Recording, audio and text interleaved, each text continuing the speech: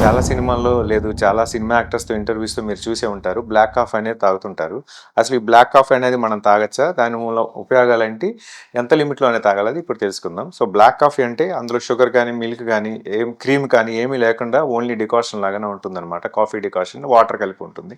So, ఈ black coffee ఎక్కువ తీసుకోవటం మూలంగా స్లైట్‌గా ఉపయోగాలనేది ఉంటాయి. ఇదేంటంటే మూడ్‌ని ఇంక్రీజ్ చేస్తుంది. అంటే మూడ్ ఎలివేట్ చేస్తుంది. సో, అలర్ట్‌నెస్ అంటే మన రియాక్షన్ టైమ్ గానీ, కాన్సంట్రేషన్ గానీ స్టార్ట్ పీరియడ్ వరకు షార్పెన్ చేస్తుంది.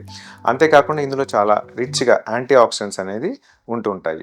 సో, అలాగని ఈ బ్లాక్ కాఫీ ఎక్కువ తీసుకోవటం వలన కొన్ని సైడ్ ఎఫెక్ట్స్ అనేది రావచ్చు. అవేంటంటే so, gastric irritation. So, gastritis స్టమక్‌లో యాసిడ్ ఎక్కువ ప్రొడక్షన్ ఉంటుంది. అంటే మోర్ దాన్ 4 కప్స్ కానీ, 5 కప్స్ కానీ పర్ డే తీసుకుంటే ఈ యాసిడిటీ అనేది ఎక్కువ పెరిగే అవకాశం ఉంటుంది.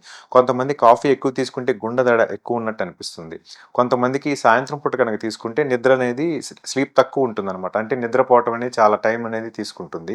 కొంతమందికి ఈ మైగ్రేన్ ఉన్న వాళ్ళకి కాఫీ తీసుకుంటే ఇమ్మీడియట్‌గా హెడేక్ అనేది ప్రిస్క్రైబ్ అవుతుంది. మామూలు హెడేక్స్ అయితే ఈ కాఫీ తీసుకోవటం వలన కొంత రిలీఫ్ అనేది రావచ్చు. సో, విన్నారు కదా కాఫీ మూలంగా బెనిఫిట్స్. సో, లిమిటెడ్‌గా 1-2 కప్స్ బ్లాక్ కాఫీ తీసుకుంటే మీకు ఇబ్బందేం ఉండదు. సో, శరీరానికి మంచి యాంటీ ఆక్సిడెంట్స్ కూడా అందుతూ ఉంటాయి. మరిన్ని హెల్త్ టిప్స్ కోసం మా యూట్యూబ్ ఛానల్ సబ్స్క్రైబ్ చేయండి అండ్ షేర్ చేయండి.